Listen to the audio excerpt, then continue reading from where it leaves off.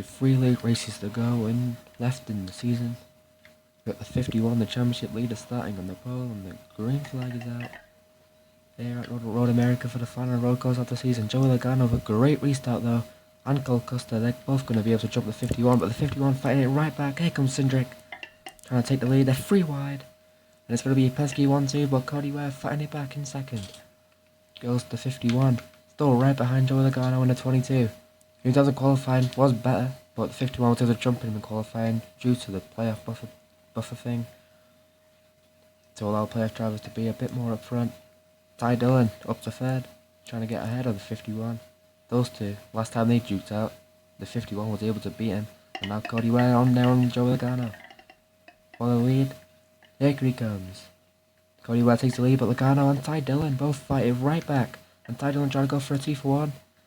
Can't do it. Now Cindric fighting back as well as William Byron. Cody Ware falls back to 5th immediately. Now you want to know where Tyler Reddick is? About 4 positions behind, in which he's going to have to be quite a bit more than 4 positions to gain. The 51 fighting it hard as Joey Logano up front for the lead. He's going to make a mistake, allow Ty Dillon to get by. But he's only helping out Ty Dillon as he hits the white flag in stage 1. He's 4.4 seconds ahead. Very much dominant. But by the end of this stage, he's going to have obviously the advantage of the front row, which will easily help him out. Everyone's going to survive, which means the number 10 is going to be able to make it to the line and finish the whole entire lap, which is pretty good for him. Because even if the stage ends early, or doesn't end early, he's very far ahead. So you shouldn't really have to worry about that. But a 51 and Cody Ware pulled away from Cindric, but behind him, Tyler Reddick now has to gain on Kyle Busch in P10 for the final stage point. What can he do?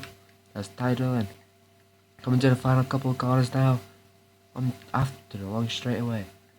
Here he comes, onto the final corner, and up the hill goes the 10 of Ty Dillon, as here he comes to the line to win stage 1. For colleague racing. Here we go. Green flag is out. Zane Smith with an interesting restart. But that's kind of going to help out this 38, interestingly enough. But out front, Josh Berry's going to get the better restart over number 10 of Ty Dillon, as well as Ty Gibbs as well. But behind him, Tyler Reddick going defensive. And he's losing some positions right now as it is, but he's still in the top 10. P9 as it stands right now. No, P10 actually. Which is 1 point to the good. 1 extra point he's going to get. Which is exactly what he wants, as Cody Ware's falling outside the top 20. But Zane Smith now in P17. As Keselowski's going to slow it down a little bit. It's going to give Zane Smith a few extra positions. As stuff is happening to Reddick, he's going slow. Now Corey Haime's teammate having to give him a push to try and give back his speed. But now he's falling back to P11. 45 might have some damage here. Something's happened to him. He's going very slow right now. But where's Christopher Bell? He's almost inside the top 20. He's having a great recovery drive right now. Someone who's minus 16 below coming into today, he's going to really need something like this. Especially, it's going to be like minus 20 or something now after Cody Ware's plus 6 points that he got. He's going to be more than 20. He's going to put Tyler Reddick like 12 points behind as well, so he's going to really want these stage points. His teammate Corey Heim now going to make a move on him for P11. He's pretty far ahead of Kyle Busch, who's in second, and Ty Dillon, who's in third. With a three-way battle for second, I think it looks like. There it is. Busch like 6 tenths ahead as it sits right now. Not really looking at that though, because the championship points between playoff driver Tyler Reddick and non-playoff driver William Byron. This will be crucial for the 45 if he can get this done. And maybe even catch up to the 19 and pass him. That would be pretty crucial as well. But between for second, there's nothing in between Ty Dillon and Kyle Busch now. Ty Gibbs is right behind him as well, in case anything happens between them. The stage 1 winner is going to go slowly. Here comes Gibbs around the outside. Can't make it down. He's going to go around the inside, up and on the move for the 54. And now he's right there on Kyle Busch. Can he make it stick? I don't think he's going to be able to. Ty Dillon's going to be right next to him. They're really close. But as we come to the line now for Josh Berry, he's going to come to the final corner and cruise to the line for stage 2. But for Tyler Reddick, he's going to easily cruise as well to a P8, which is crucial for him. But Josh Berry wins stage 1. Well, green flag is out. Ty Gibbs has a great restart. He's looking for his first career win. Ty Dillon on Josh Berry immediately though. His 10 and the 21 are really fast. So I will not be surprised if they are able to get the Pirates 54 quick. But behind him, Tyler Reddick gets a good restart. He's ahead of Chase Briscoe, but Briscoe fights it back. And Reddick drops down to P9 because Riley Herbst had a great restart. Able to jump all of them. This guy Gibbs, he's going to go across the line. Lap 16 for him. Of 31. A long stage this is. Gibbs going defensive. But by the end of it, if there's no caution, I expect it to get spread out as Tyler Reddick dropping back, getting passed by both William Byron and Bubba Wallace. Bubba Wallace had a terrible qualifying position, so he's had a great recovery drive. And all of 23-11 doing really good. Even Corey Heim, he's dropped really far back. He's P21 as it sits. As there's someone out, that's Herbst. Riley Herbst is out. As the green flag is out, Ty Gibbs gets another great restart. He's able to jump to 10 again. Kyle Busch is going to go to second. Josh Berry following through. Side by side between them, he can't do it, but Busch really needs this. Trying to prove himself. A winless season he's had. And it's not been a good 2 seasons, even though he won last season at Bristol. Ty Gibbs, he's been so close so many times, especially at road courses. You think back in Walkinston last season, in the round of 16, he was in the playoffs, tried to win his way in. He got second that race after losing to Kyle Busch's teammate Austin Dillon. In a very close finish, as behind, there is a crash on the restart. And that is between Austin Dillon, who we just talked about, and Denny Hamlin, who we literally just talked about as well. That's another caution. And this is what I mean by Road America. It can be very unpredictable. And Ty Gibbs, who was very far ahead after the first lap, he's going to have to do it all over again. And where is he going to restart? It was very good on the outside. He's going to restart on the inside this time around now. But Reddick, he gained quite a bit of positions after that last restart. But we're having a very much kind of caution fest at the moment. But who's going to get the better restart? Kyle Busch or Ty Gibbs? The green flag is back out.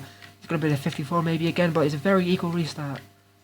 It's going to be Ty Gibbs who's going to get it out front. Busch is going to give him a little bit of a shove. Ty Gibbs is going to make a mistake though.